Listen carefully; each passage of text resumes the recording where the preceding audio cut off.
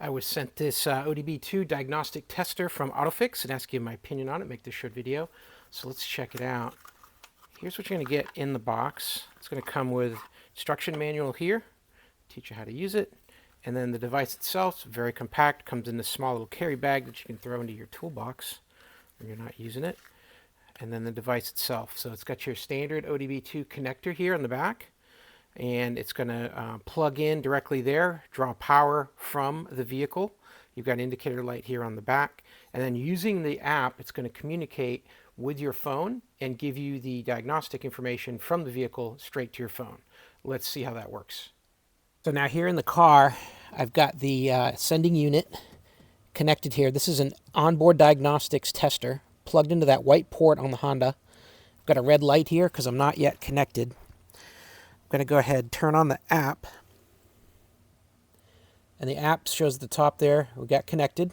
Got a green light now on the sending unit, and I can do a diagnostic check. So I'm going to first turn on the car.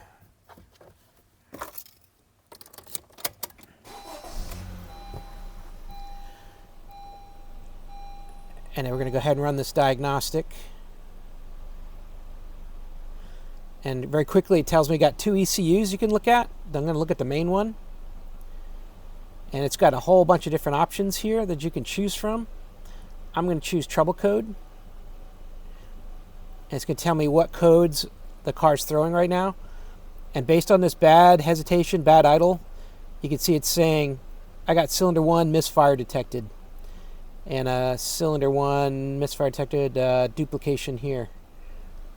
So if I look at that, it gives me a bunch of background on what that could be. Faulty spark plug, injector coil, bad fuel injector, lots of options. It even takes you a link here that you can take it down and do some research. So very cool how this does that so quickly. I really like this device because I don't have to be down here with a cord.